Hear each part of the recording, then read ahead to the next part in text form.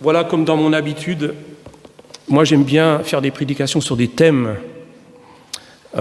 C'est pas par rébellion. J'aimais beaucoup discuter avec le pasteur Monsieur Casalis, qui est parti en automne 2013, parce qu'il me disait « Tu n'as pas suivi le calendrier biblique ». Et je lui ai dit « J'aime bien innover aussi ». Et voilà, et ce matin, j'aimerais vous parler en thème de la prière. D'ailleurs, j'ai déjà envoyé la prédication à Jacqueline. C'est un sujet un petit peu délicat à traiter parce qu'il faut qu'il nous encourage.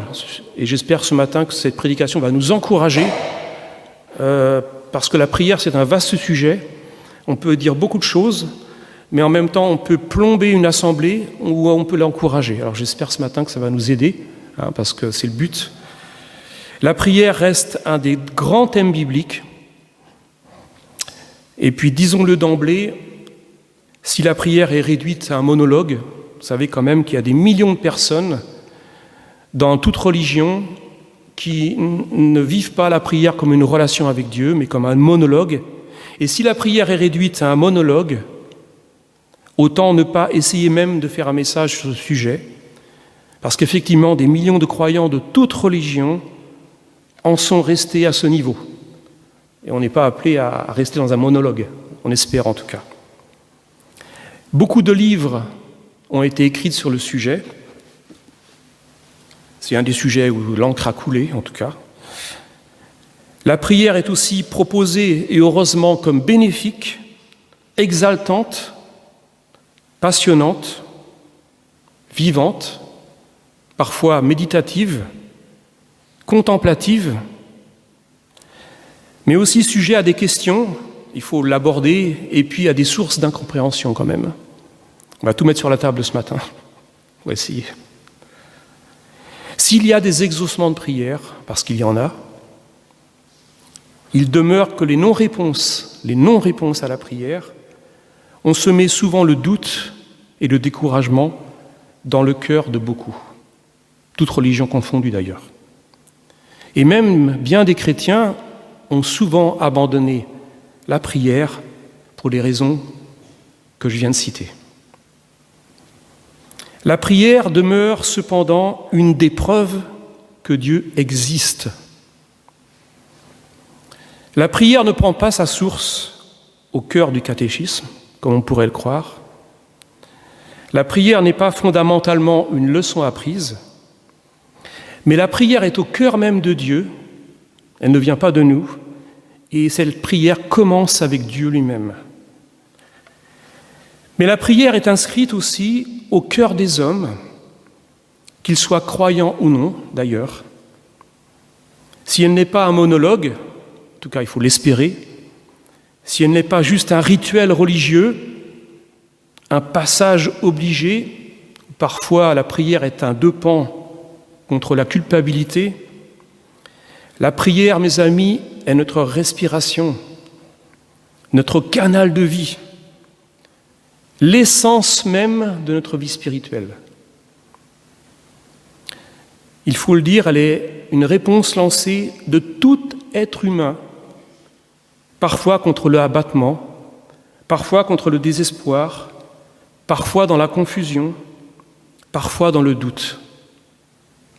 La prière est bien souvent le message ultime, le dernier recours après avoir tout essayé. Elle prend source en une soif qui devient croissante et souvent intense de relation ou de recherche de relation avec le Créateur. Mais la prière est aussi remerciement, elle est aussi louange, elle est méditation, comme je l'ai dit, elle est silence, elle est sanctuaire, elle est déclaration, elle est parfois prière de combat, prière de contestation, je ne suis pas d'accord, Dieu, et puis de confession.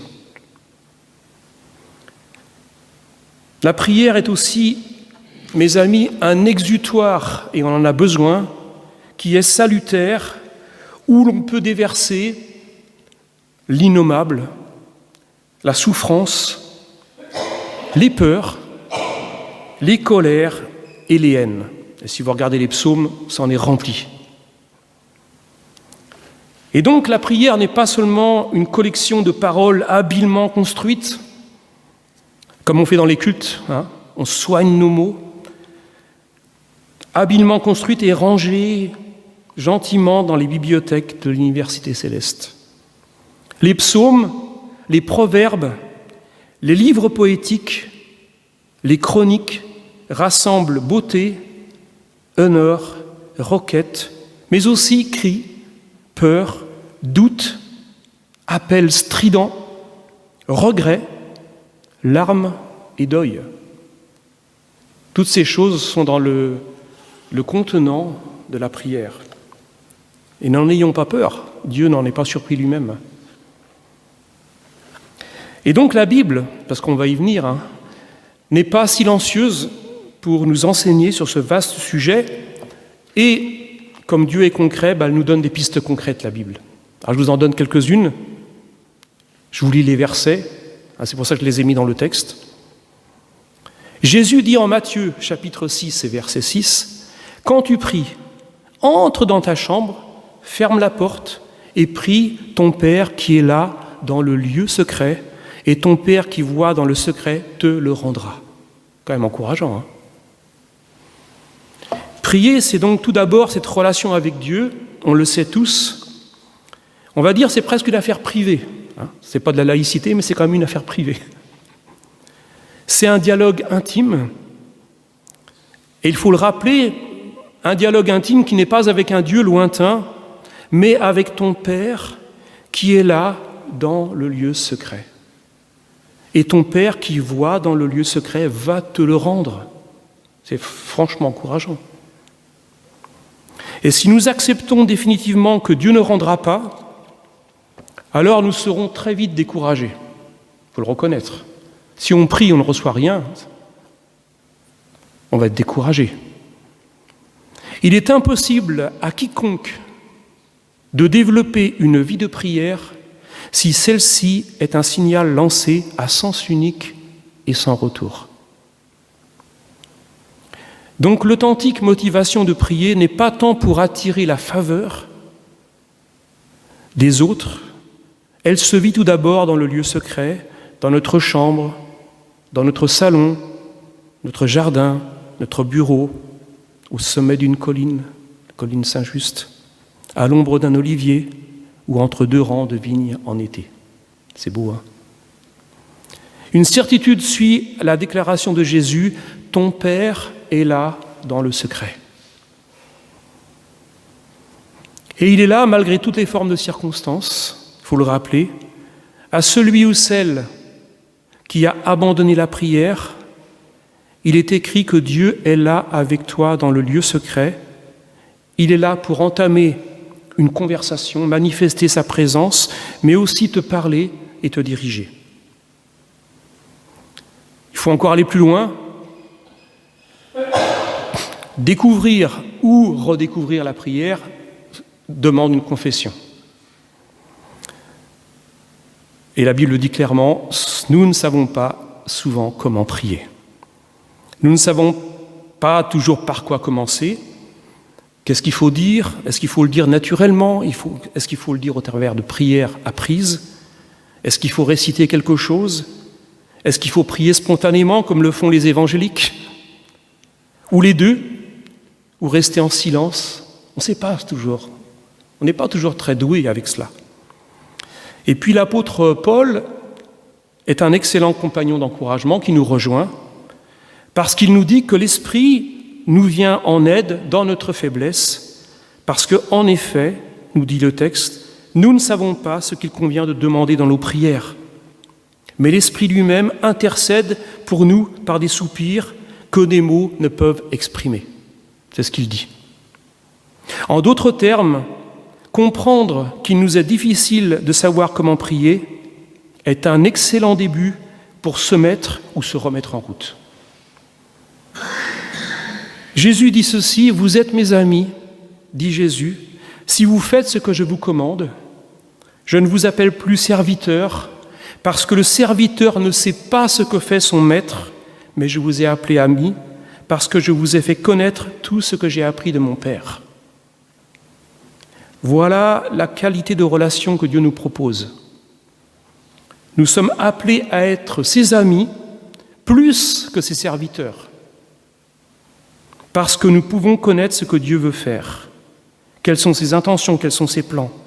Nous ne sommes donc pas appelés à pratiquer une religion où seuls les serviteurs s'identifient, et ça, il y en a des millions qui le font. Nous sommes appelés à être des amis, à être ses amis avant même d'être ses serviteurs. C'est ce que déclare Jésus.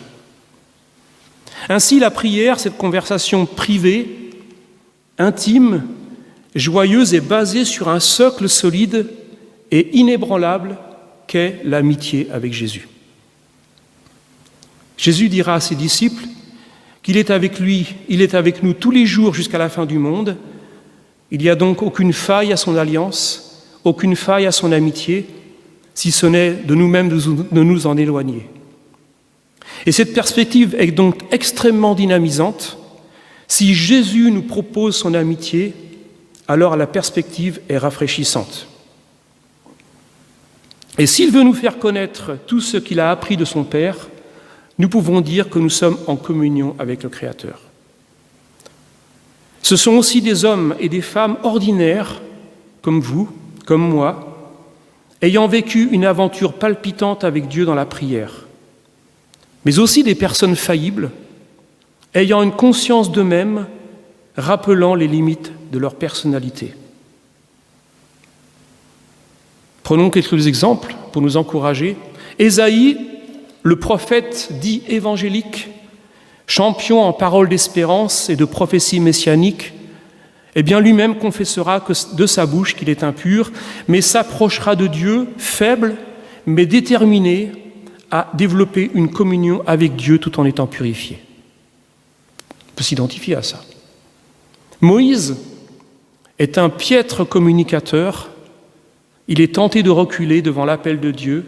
Il va se confondre en excuses. « Je ne peux pas le faire, je ne suis pas digne, choisis donc quelqu'un d'autre. » Et pourtant, il a soif de cette relation avec le Seigneur. Jérémie, lui, il est convaincu que sa jeunesse est un handicap lorsqu'il reçoit l'appel de Dieu. Joseph, alors lui, il est en toute naïveté, jeune homme candide, dévoilera un peu trop vite à ses frères les visions et les songes qu'il a reçus, et ça lui coûtera presque la vie et 3 années de prison. Gédéon, quant à lui, est choisi par Dieu parmi la plus petite tribu d'Israël, sans importance et presque sans prestige. Vous voyez les hommes que Dieu choisit pour entretenir une relation avec lui. Pierre, il est impulsif. À l'époque, il est incapable de tenir son alliance et il va se fracasser sur l'autel des trahisons. Marie-Madeleine, haïe des religieux de son époque, va devenir cependant un pilier de grâce, de service et d'exemple d'une femme pour les femmes de son époque, et elle sera membre de l'équipe apostolique de Jésus. Élie, le prophète, sombrera dans une dépression sévère, demandant la mort, incapable de faire 1 kilomètre de plus dans son service pour Dieu. Il va s'asseoir sous le genêt. Le prophète n'est que la gloire d'antan, il est l'ombre de lui-même, il n'est plus apte à son service. Le disciple Thomas ne croit que ce qu'il voit. C'est un bon Français qui croit que ce qu'il voit. Et il devra placer pourtant ses doigts dans les mains percées de Jésus après sa résurrection pour comprendre que le monde invisible est aussi réel que le monde visible. Ces hommes et ces femmes, mes amis, se sentaient franchement incompétents. Ils se savaient faibles et plusieurs avaient échoué. Ils étaient conscients des limites de leur humanité. Pour certains, Pierre, Judas, ils avaient trahi. Mais cependant, toutes ces personnes que je viens de citer désiraient farouchement une amitié avec Dieu. Ils étaient devenus purs parce que leur cœur était entier. Ils ont développé la prière dans le secret aussi limité qu'ils étaient. Donc après, il faut ramener la prédication à nous. Parce que si une prédication ne nous sert pas à concrétiser quelque chose dans notre vie, elle reste un dialogue bien gentil, bien joli, mais elle reste lettre morte. Et nous, au miroir de ces hommes et ces femmes, avons-nous échoué? Certainement, peut-être plusieurs fois pour certains, probablement pour d'autres. Quelqu'un me disait récemment, je ne veux pas échouer dans la vie. Et j'ai dit à cette personne, ma femme est psychologue, et les échecs dans nos vies sont souvent les moteurs les plus puissants pour réussir dans la vie. Ça nous encourage. Donc nous, est-ce que nous avons échoué? Certainement, plusieurs fois, probablement. Avons-nous eu le sentiment d'avoir échoué, toujours dans le contexte de la prière? Avons-nous failli? Avons-nous trahi? Avons-nous baissé les bras? Nous sentons-nous incompétents en songeant à la prière, parfois désemparés et faibles? Alors, j'ai envie de dire, bienvenue au club. Bienvenue au club. Il faut rappeler que Dieu est toujours là dans le secret de ton cœur. Il est toujours avec nous. Il sait de quoi nous sommes faits, mais ce qu'il veut avant toute chose, ce n'est pas prioritairement le service, même si c'est utile, ni même paraître, ni même chercher à exercer un certain ministère. Ce qu'il veut, c'est de nous dire « je vous appelle amis ». Est-ce qu'on le mérite? Non. Sommes-nous des spécialistes, des experts de la prière? Je ne pense pas. Avons-nous conscience que nous ne savons pas toujours comment prier? Certainement. Je parle pour vous, mais je parle pour moi. Par quoi commencer dans la prière? Souvent on ne sait pas. Alors, j'ai envie de dire, nous sommes prêts dans l'humilité à vivre quelque chose de tout à fait nouveau. Reprendre le sentier de la prière demande également de la détermination. Jésus dira « Demandez et l'on vous donnera. Cherchez et vous trouverez. Frappez et l'on vous ouvrira, dit Jésus, car quiconque demande reçoit, celui qui cherche trouve et l'on ouvrira à celui qui frappe. Quel homme parmi vous donnera une pierre à son fils s'il lui demande du pain ?» Alors là, j'aborde encore la troisième partie de la prédication. Qui dit prière, mes amis, si on veut retourner ou revivre quelque chose de motivant dans la prière, peut-être que vous êtes déjà bien parti là-dedans, mais je parle comme si nous avions besoin d'être réencouragés là-dedans. Qui dit prière, dit obstacle, parce qu'il y en a. Quels sont les possibles obstacles qui vont éteindre ou détourner notre vie de prière? J'en ai cité 7. Il y en a plus peut-être, mais 7. Pas parce que c'est un chiffre biblique. Premièrement, le premier obstacle, c'est de ne pas avoir de ligne de conduite, de plan. Et je rappelle, par exemple, la lecture de la Bible, associée à la prière, structure, encourage considérablement notre vie de prière. Et là, j'ai envie de le dire, les calendriers de prière, de lecture biblique vont aider. Ce n'est pas du légalisme, c'est de la discipline qui va précéder la liberté. C'est ce que disent les philosophes. La discipline précède la liberté. Pas de liberté, pas de discipline. Pas de discipline, pas de liberté. Le second obstacle, on est peut-être moins concerné, mais quand même, ce sont ce que j'appellerais les distractions technologiques. Nous avons tous expérimenté à un moment donné, peut-être pas pour vous, on a tous un peu les cheveux gris, c'est peut-être moins, on est moins là-dedans, mais quand même, nous avons tous expérimenté à un moment donné qu'Internet, le smartphone, l'iPhone, Instagram, Facebook ou la télévision ont pris, et je le dirais, ont volé plus de temps que nous voulions bien leur accorder. Et ces technologies ont grignoté petit à petit ce précieux rendez-vous de prière que nous avions décidé souvent de mettre en pratique et souvent en début d'année. Vous savez, les belles résolutions. Ces technologies, j'ai envie de dire, ne sont pas mauvaises, c'est fantastique. Elles ne sont pas mauvaises en soi, mais elles doivent rester à leur place et à notre service plutôt que de nous asservir.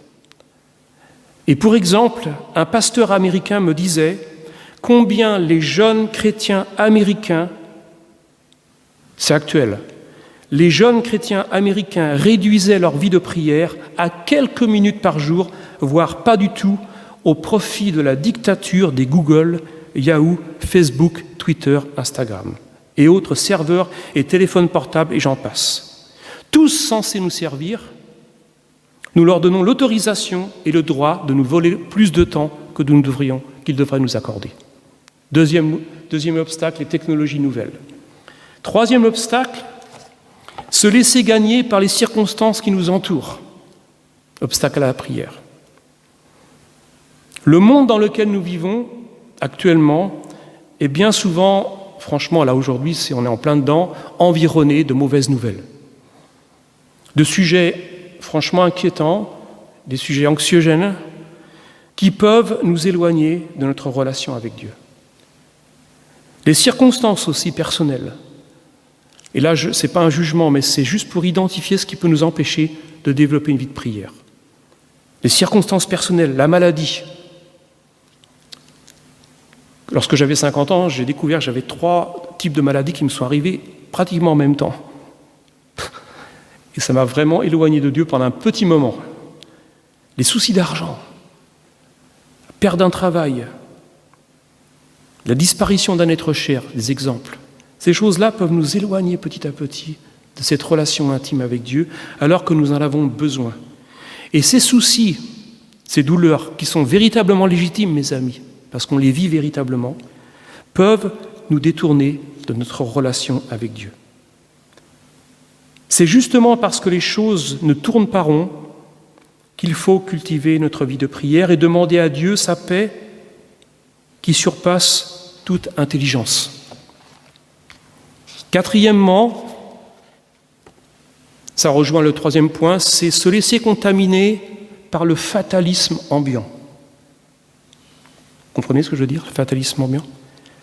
Nous avons justement besoin de prière lorsque les choses semblent impossibles, lorsque les choses vont mal.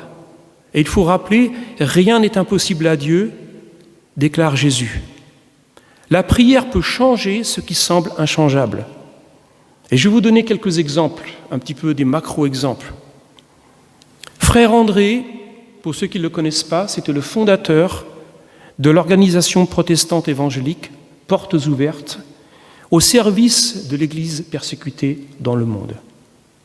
Et ce frère André mit en place un programme de prière international et d'intercession en faveur de l'Union soviétique à l'époque, de 1984 à 1991.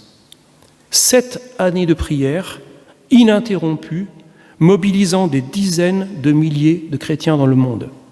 7 ans de prière. Et en décembre 1991, qu'est-ce qui s'est passé ? Il y a eu l'effondrement officiel de l'Union soviétique, qui était devenue un véritable goulag pour sa population, et surtout une véritable prison pour les croyants de toute religion. En décembre 1991 s'effondra l'Union soviétique. Le mur de Berlin s'était déjà écroulé en 1989.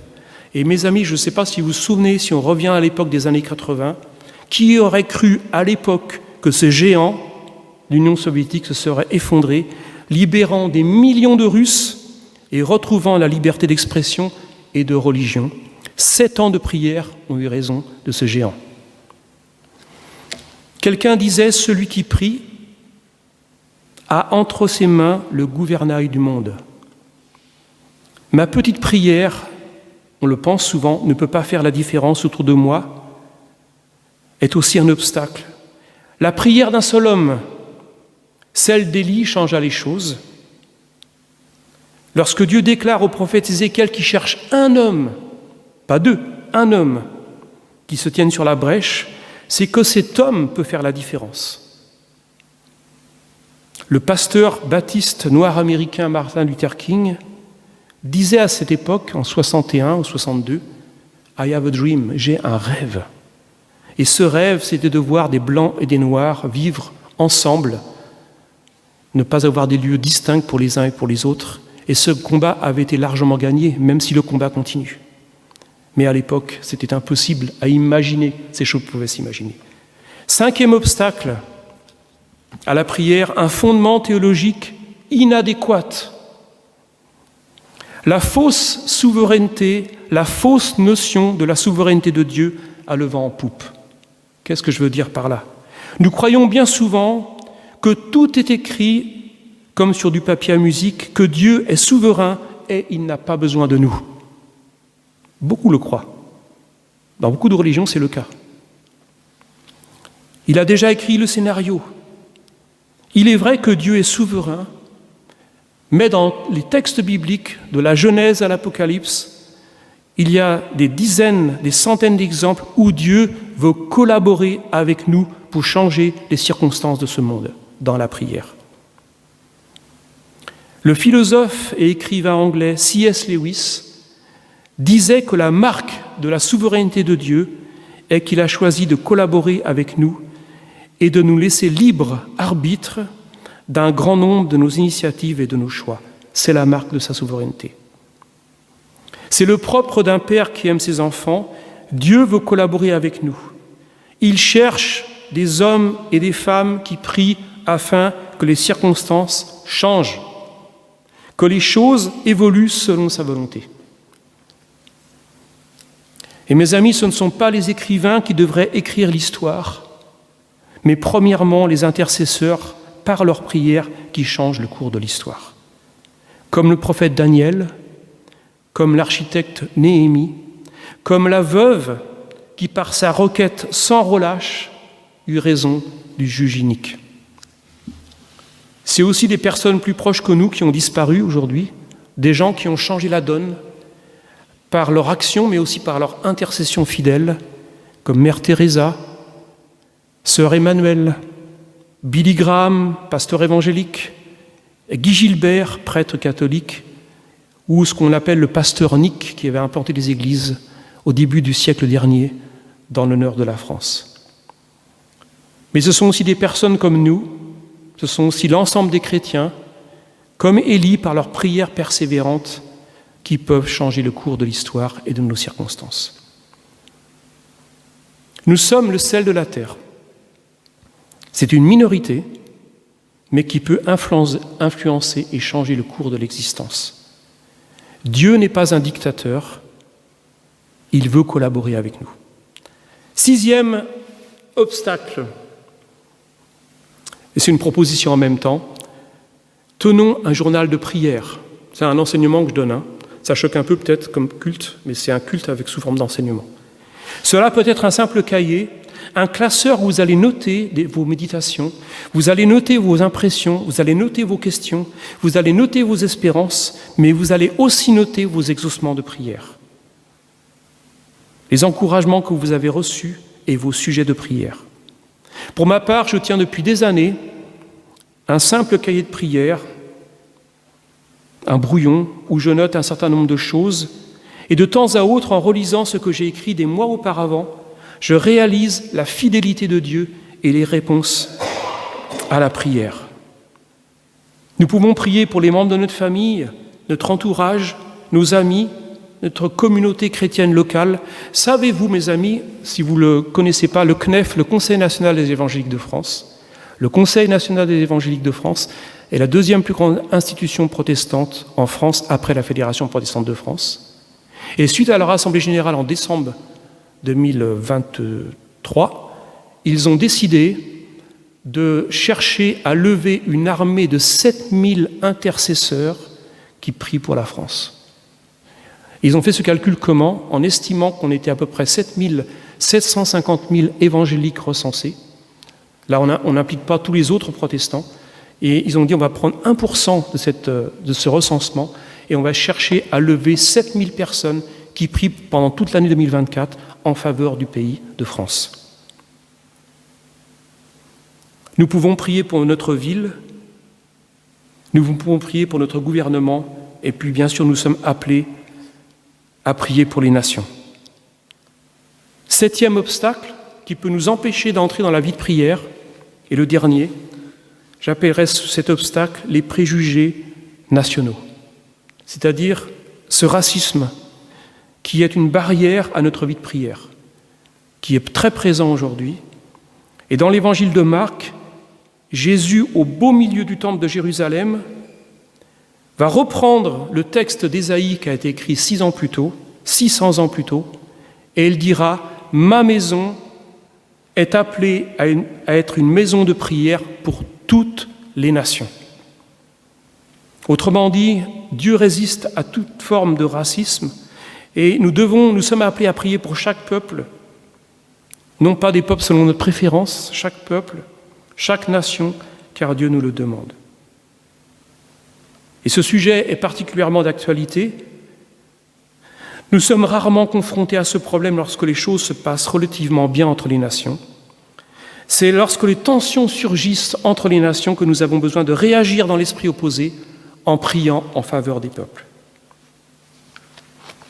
Enfin, pour conclure cette prédication, quels sont les bienfaits de la prière pour nous?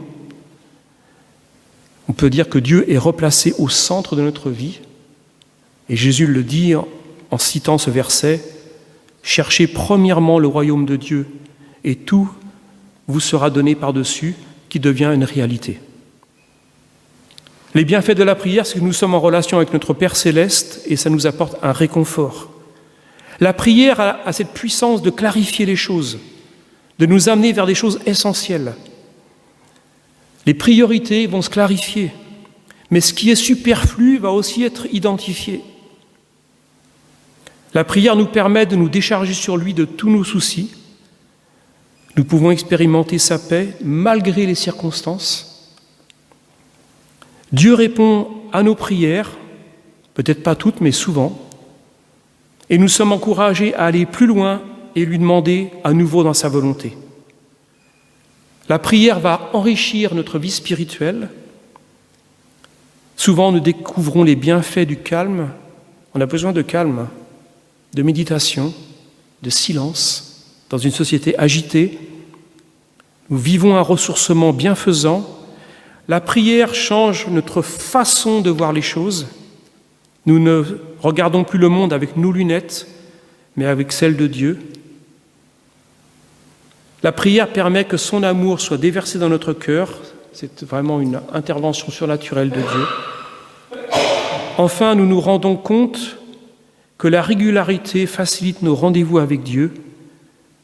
Si la prière était un début difficile, si elle commençait souvent par un début difficile et ardu, plus nous la pratiquons, plus elle devient facile. Amen.